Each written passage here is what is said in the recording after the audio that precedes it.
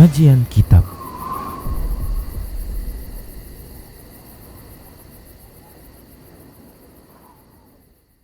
Bismillah, assalamualaikum warahmatullahi wabarakatuh. Innal hamdalillah nahmaduhu wa nasta'inuhu wa nastaghfiruh wa na'udzu billahi min shururi anfusina wa min sayyiati a'malina. May yahdihillahu fala mudilla lahu wa may yudlilhu fala hadiya lahu. Wa asyhadu an la ilaha illallah wahdahu la syarika lah wa asyhadu anna Muhammadan 'abduhu wa rasuluhu sallallahu alaihi wasallam.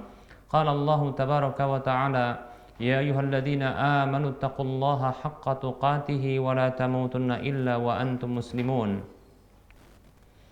Ya ayyuhan nasu taqu rabbakumul ladzi khalaqakum min nafsin wahidah wa khalaqa minha zawjaha wa bassa minhuma rijalan katsiran wa nisaa'a wattaqullaha alladzi tasaaluna bihi wal arham innallaha kana 'alaikum raqiba. يا أيها الذين آمنوا اتقوا الله وقولوا قولا سديدا يصلح لكم أعمالكم ويغفر لكم ذنوبكم ومن يطع الله ورسوله فقد فاز فوزا عظيما أما بعد فإن أصدق الحديث كتاب الله وخير الهدى هدى رسول الله صلى الله عليه وسلم وشر الأمور محدثاتها وكل محدثة بدعة وكل بدعة ضلالة وكل ضلالة في النار. Para pemirsa Rosyad TV dan para pendengar Radio Medan Mengaji serta para pemirsa media-media sunnah yang turut serta menyiarkan kajian ini. Alhamdulillah, senantiasa kita bersyukur kepada Allah atas semua nikmatnya. Selawat dan salam tak lupa kita ucapkan untuk Nabi-Nya Muhammad sallallahu alaihi wasallam. Teruntuk kepada para media yang turut serta menyiarkan kajian ini, kami ucapkan syukran jazilan wa jazakumullahu khaira. Baik para hamba Allah rahimani wa rahimakumullah, kita akan lanjutkan pembahasan kitab Minhajul Muslim masih dalam pembahasan bab yang ketiga tentang akhlak. Dan kali ini kita masuki pembahasan baru yaitu fasal yang ke-12 yaitu tentang akhlak-akhlak yang buruk, akhlak-akhlak yang tercela. Semoga Allah Subhanahu wa taala menjauhkan kita dari akhlak-akhlak yang tercela. Sebagaimana kita meminta kepada Allah Subhanahu wa taala agar Allah Subhanahu wa taala memberikan hidayah kepada kita untuk bisa berakhlak yang mulia. Allahumma hdina ila ahsanil akhlaqi Allahumma hdina ila ahsanil akhlaqi la yahdi ila ahsaniha illa anta wasrif anna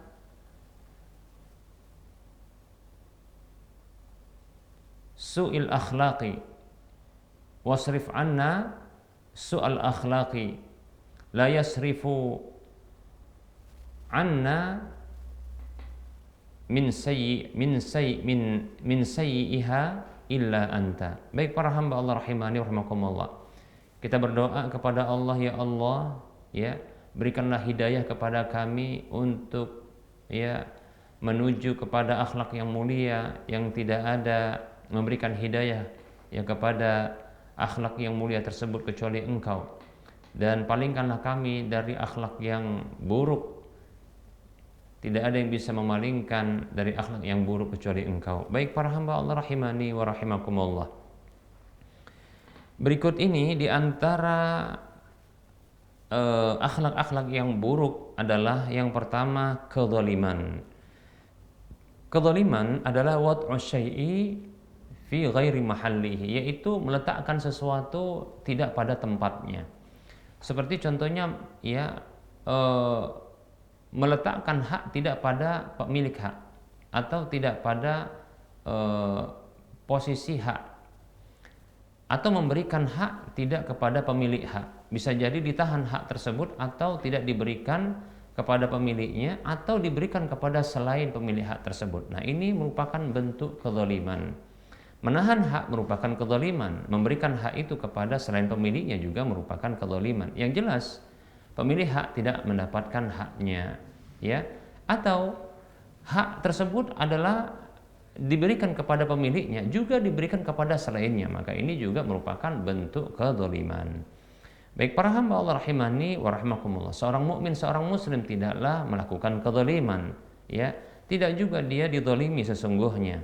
Tidak muncul darinya kezaliman tersebut kepada seorang pun, ya. Tidak menerima kezaliman untuk dirinya dari seorang pun. Kezaliman, ya, dengan berbagai bentuknya maka itu diharamkan, ya, diharamkan. Berdasarkan Al-Quran dan hadis Nabi SAW berikut ini, seperti Allah Subhanahu wa Ta'ala berfirman dalam surah Al-Baqarah ayat 279, Allah katakan, A'udzu billahi minasyaitonir rajim, la tadlimuna wa la tudlamun. Kalian itu tidak mendolimi dan kalian tidaklah didolimi. Kalian tidak boleh mendolimi dan kalian tidak boleh didolimi. Demikian para hamba Allah rahimani wa rahimakumullah. Dan Allah juga mengancam bagi siapa saja yang berbuat zalim. Ya, Allah katakan dalam surah Al-Furqan ayat 19, Allah katakan, A'udzu billahi minasyaitonir rajim, wa may yadhlim minkum nudhiqhu 'adzaban kabira.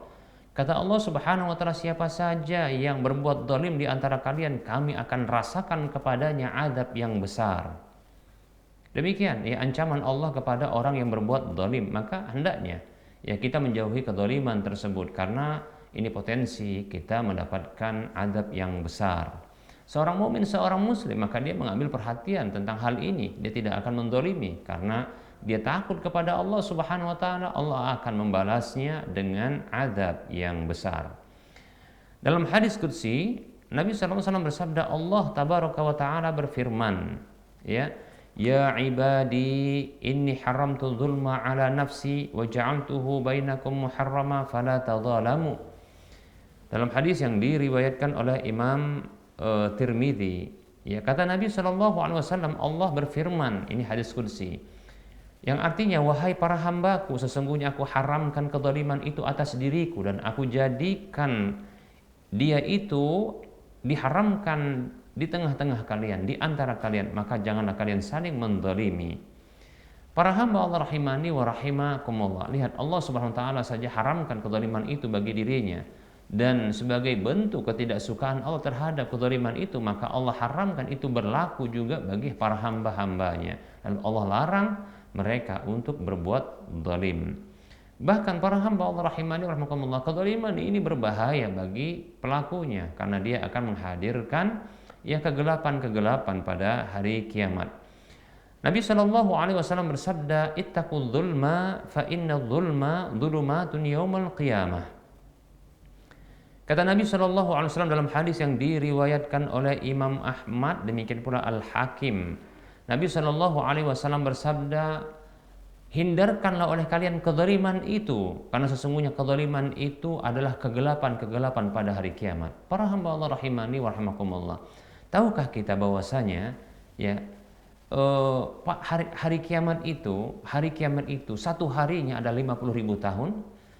Nabi SAW bersabda dalam hadis ketika beliau membahas tentang masalah azab yang diterima oleh orang yang enggan untuk membayar zakat. Ya, mereka akan disiksa pada hari kiamat fi yaumin kana miqdaruhu 50 alf sanah. Ya, pada satu hari yang kadarnya ada 50.000 tahun, ya, dari hitungan hari-hari di dunia.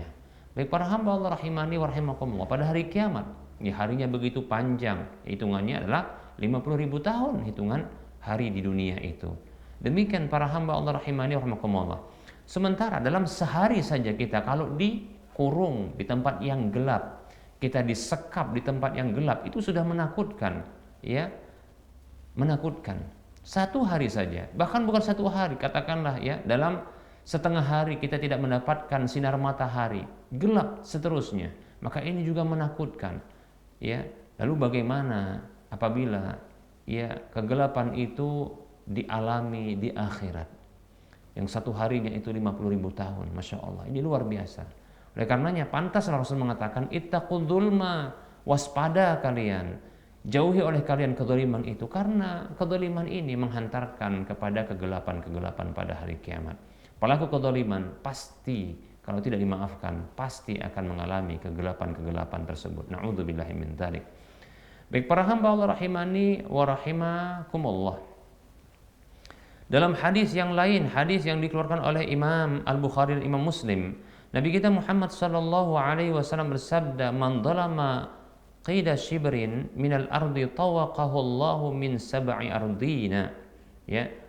Kata Nabi SAW, siapa saja mendolimi seukuran ya shibrin, yaitu satu jengkal dari tanah itu, maka Allah Subhanahu wa taala akan mengalungkan kepadanya itu sampai kepada 7 lapis bumi. Jadi kalau sejengkal saja dia zalimi, maksudnya diambil ini tanah orang lain yang bukan haknya, yang bukan miliknya, itu dikuasai, diambil olehnya, maka sampai 7 lapis dari bumi itu ke bawah ini akan dikalungkan padanya kelak di hari kiamat. Na'udzubillahi min dzalik, ya. Summa qara'a, kemudian Nabi SAW bersabda, wa kadzalika akhdhu rabbika idza akhadhal qura wa hiya zalimatun inna akhdahu alimun syadid.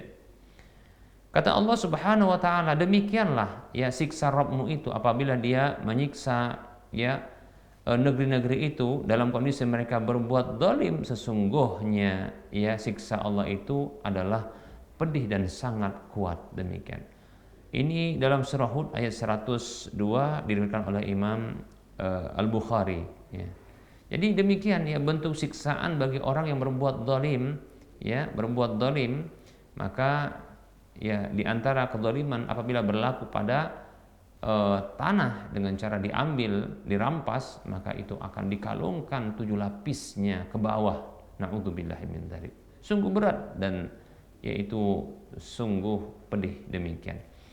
Demikian pula bahaya dari berbuat zalim, sesungguhnya ya di dunia ini akan membuat ya orang tersebut menjadi sial selalu. Betapa tidak orang yang berbuat zalim tersebut ini akan mendapatkan doa-doa keburukan dari orang yang dizalimi.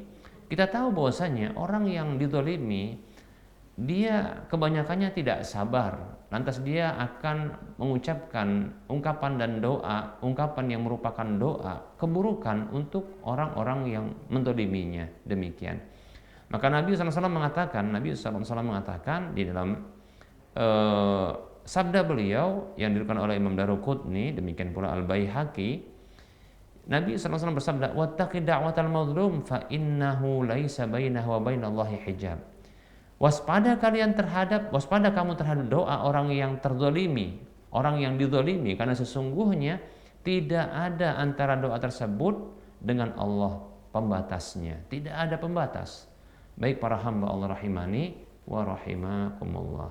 Ya. Nah, ini bahayanya ketika kita ya berbuat zalim. Para hamba Allah rahimani wa rahimakumullah. Nah, barangkali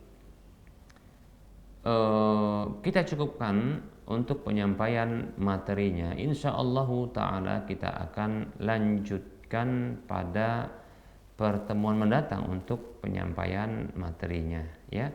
Nah, ini kita buka saja sesi soal jawab. Ya, ada beberapa pertanyaan yang sudah masuk. Silakan bagi yang ingin bertanya langsung, ya bisa hubungi kami langsung, kita bisa berinteraktif dan bisa juga ya melayangkan pertanyaan lewat chatting WhatsApp di nomor ya 08 12 12 12 8834. Baik. Para hamba Allah rahimani wa rahimakumullah, ini ada pertanyaan. Bismillah, assalamualaikum warahmatullahi wabarakatuh. Semoga Ustadz dan keluarga serta kaum muslimin semuanya diberikan Allah perlindungan dan semoga kebaikan selalu menyertai kita. Amin. Ya, Ustadz izin bertanya, apa hukumnya jualan madu cuma botolnya botol bekas anggur merah, minuman ya keras, terlanjur terbuat, dan kemarin lagi tidak ada botol lain yang besar Ustadz. Ya. Dan kalaupun sekarang ada stok, ya botolnya rasanya capek bongkar lagi Ustadz. Apakah boleh Ustadz? Ya, lanjut dijual Ustadz madu yang berbotol bekas minuman keras ataukah tidak? Baik ya.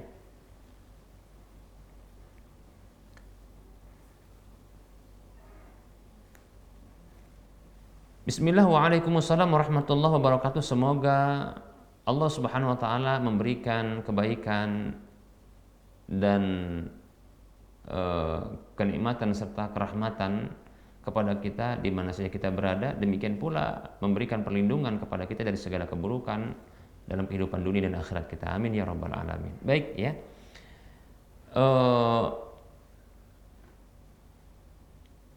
Berjualan ya sesuatu yang asalnya adalah halal dengan kemasan yang digunakan untuk satu yang haram, maka ini ada, kita katakan ada dua rinciannya. Pertama adalah ya,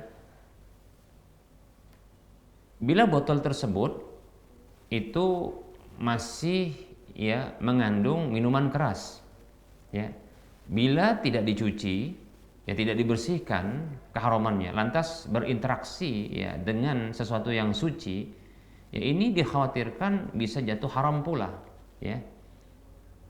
Sesuatu yang suci, yang halal seperti madu, ya, dimasukkan ke dalam botol yang ternyata masih ada sisa minuman kerasnya, ya, walaupun pendapat yang kuat tidak najis tapi tetap diharamkan, maka tidak dibolehkan. Maka yang pertama wajib untuk dibersihkan, ya, demikian. Kemudian yang kedua, para hamba Allah rahimani wa rahimakumullah, adalah apa namanya, kita katakan karakteristik dari botol tersebut. Nah, apabila ternyata botol tersebut dia dengan bentuknya ini diketahui adalah botol minuman keras dan semua orang mengetahuinya, ya, maka wallahu taala alam, ya, lebih-lebih apabila terdapat tulisan di sana, ya, untuk anggur merah yang itu memabukkan, maka tidak boleh menggunakan botol tersebut untuk menjual sebagai wadah, ya, dari isi yang akan dijual yang halal, tidak boleh. Kenapa? Karena ternyata botol tersebut sudah menunjukkan iklan, ya, contohnya iklan barang yang haram seperti tadi tertulis di anggur merah, ya, di botolnya, ya, ada tulisan yang timbul seperti itu, maka yang seperti ini diharamkan. Namun apabila ternyata botol tersebut tidak ada ciri khas khususnya, hanya bentuk ya mungkin gepeng saja gitu, atau dia bentuk yang khusus namun tidak ada tulisan, maka bisa disamarkan ya dengan adanya stiker yang ditempelkan, seperti contohnya ya nama dari produk madu yang dijual atau sesuatu yang halal tadi, ya, kemudian ditutupkan keseluruhan pada botol tersebut, demikian. Dan tidak ada iklan-iklan, tulisan-tulisan yang menunjukkan dia adalah iklan minuman keras seperti tadi dikatakan anggur merah, tidak ada tulisan, baik itu di tutupnya, baik itu di botolnya yang berupa tulisan timbul, maka yang seperti ini insyaallah taala bila tidak ada dan bahkan ditutupi semuanya dengan apa? Dengan stiker, maka insyaallah taala tidak mengapa. Karena ya ciri khas dari wadah minuman keras tersebut tidaklah tampak, demikian, ya. Nah, seperti itu. Ya, wallahu taala a'lam. Semoga bisa dipahami.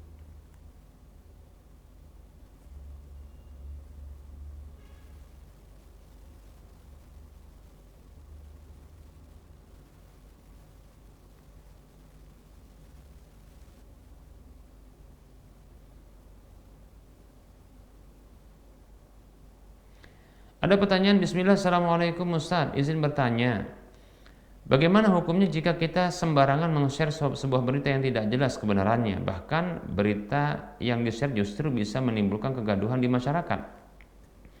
Apakah tindakan tersebut termasuk dalam kategori kedzaliman, Ustaz? Ya, mohon penjelasannya, jazakallahu khairan.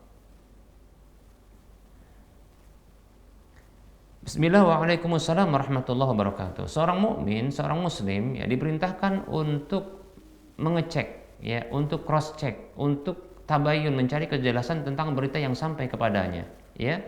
Kata Allah Subhanahu wa taala, a'udzu billahi minasyaitonir rajim, ya ayyuhalladzina amanu idza ja'akum fasikum binaba'in fatabayyanu, ya.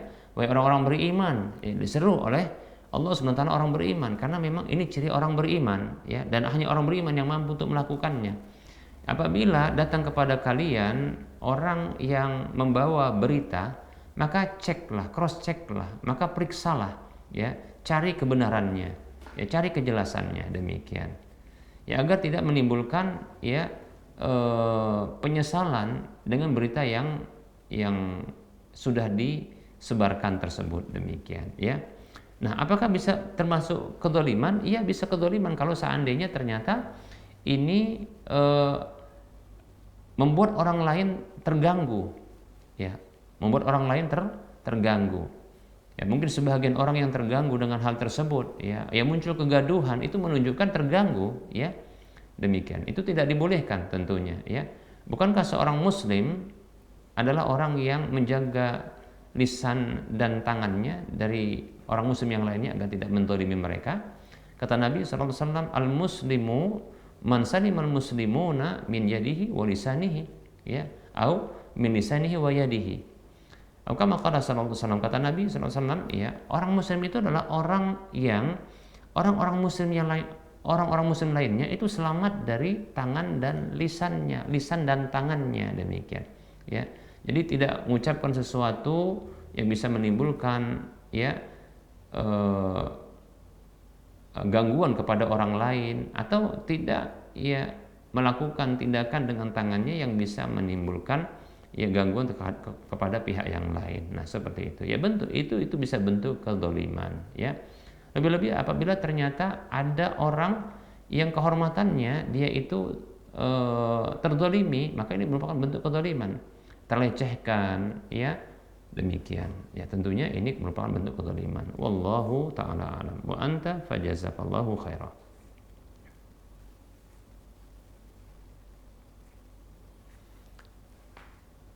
Ada pertanyaan, bismillah. Assalamualaikum warahmatullahi wabarakatuh. Ustaz, apakah saya salah jika cemburu?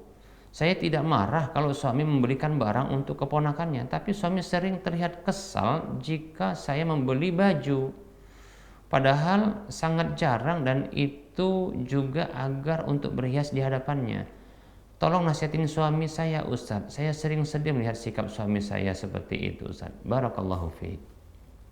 Gimana ini nasihatinnya sementara ini, ya, ditanyakan lewat chatting, ya, apakah suaminya ini mendengar kajian ini, atau barangkali mudah-mudahan, ya, bisa disampaikanlah ini nasihat ini, ya. Baik, ya.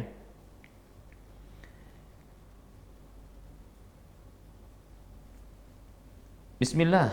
Waalaikumsalam warahmatullahi wabarakatuh. Semoga Allah Subhanahu wa taala, ya, menjadikan pasangan-pasangan hidup kita adalah pasangan yang taat kepada Allah, yang soleh ataupun solehah, ya. Amin ya rabbal alamin. Baik, ya, teruntuk bagi para suami, ya, hendaknya berlaku adil terhadap istri, ya. Bila kita bisa memberikan hadiah kepada pihak lain, ya, maka hendaknya lebih didahulukan untuk memberikan hadiah kepada istri. Ketahuilah sesungguhnya, ya, Nabi SAW mengatakan, ya, afdalud dananir, yaitu uang yang paling afdol adalah ad-dananiru, ya, li'iyalihi, yaitu dinar-dinar atau uang-uang yang diarahkan untuk, ya, keluarganya, yaitu anak dan istrinya, demikian. Nah, seperti itu. Jadi uang yang dimiliki oleh seorang suami, ya, itu akan menjadi afdol ketika dibelanjakan dan dikeluarkan untuk anak dan istri, demikian, ya. Jadi nafkah seperti pakaian, nafkah seperti, ya, makan dan minum, nah itu kewajiban bagi kita, ya, kewajiban bagi para suami untuk memberikan kepada anak dan istri. Bahkan kalau kita tidak berikan, kita abaikan, kita sia-siakan, kita berdosa. Kata Nabi SAW, kafa bil mar'i isman an yudai aman yaqutu, ya, cukuplah seseorang itu berdosa dia menyanyiakan orang yang dia bertanggung jawab untuk memberikan nafkahnya. Demikian. Nah, seperti itu. Baik ya. Maka selain berdosa kalau kita tidak berikan, ya, kalau kita berikan maka menjadi ya sebuah amalan yang afdol, ya, harta yang kita infakkan itu yang afdol. Nah, seperti itu.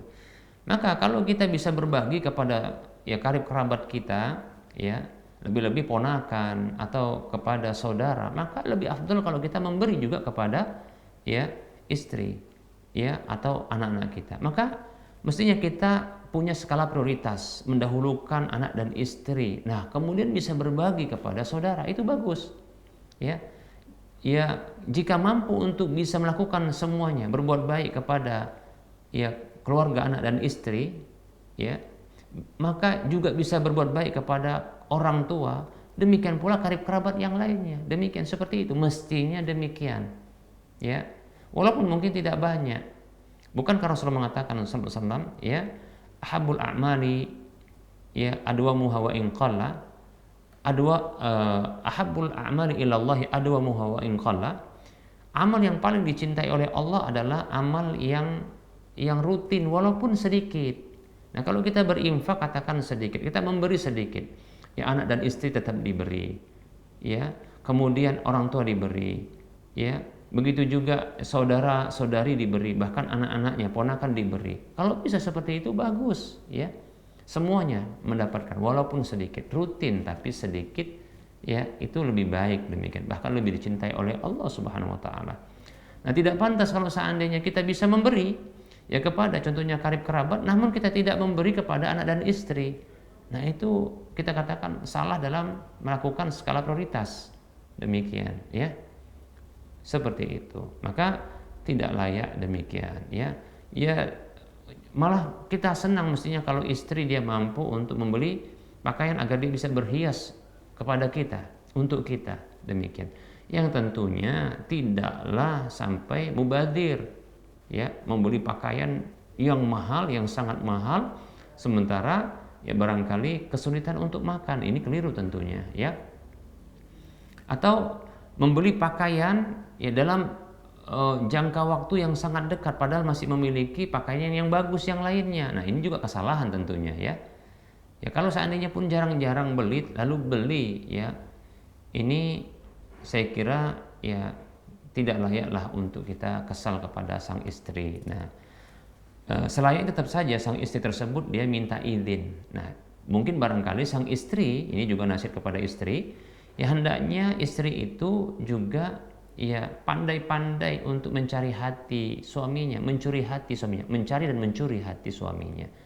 Di antaranya adalah dengan minta izin kepada suami bila ingin membelanjakan harta, baik itu harta pribadi maupun harta sang suami. Demikian, ya. Kata Nabi SAW, laisa lil mar'ati antantahika ya malaha bi ghairi izni, ya, zaujihi atau zaujiha, ya, atau kama qala sallallahu alaihi wasallam. Tidak boleh bagi seorang wanita dia membelanjakan hartanya tanpa izin suaminya, ya. Demikian. Jadi haruslah izin ya dari suaminya, mendapatkan izin dari suaminya, minta izin dari suaminya. Demikian, ya. Walaupun itu harta pribadinya, harta pribadi istri, lebih-lebih itu harta suami. Mungkin barangkali yang membuat kesal, ya, kesal sang suami, nggak minta izin sama suami, itu masalahnya juga. Maka minta maaf kepada sang suami, ya. Demikian. Lalu buat suami itu memaafkan, kemudian gembira, tak lagi marah. Nah, seperti itu, ya. Demikian. Semoga Allah Subhanahu wa taala senantiasa memberikan ya kepada sang penanya dan kita semua rumah tangga yang sakinah, mawaddah, warahmah. Amin ya rabbal alamin.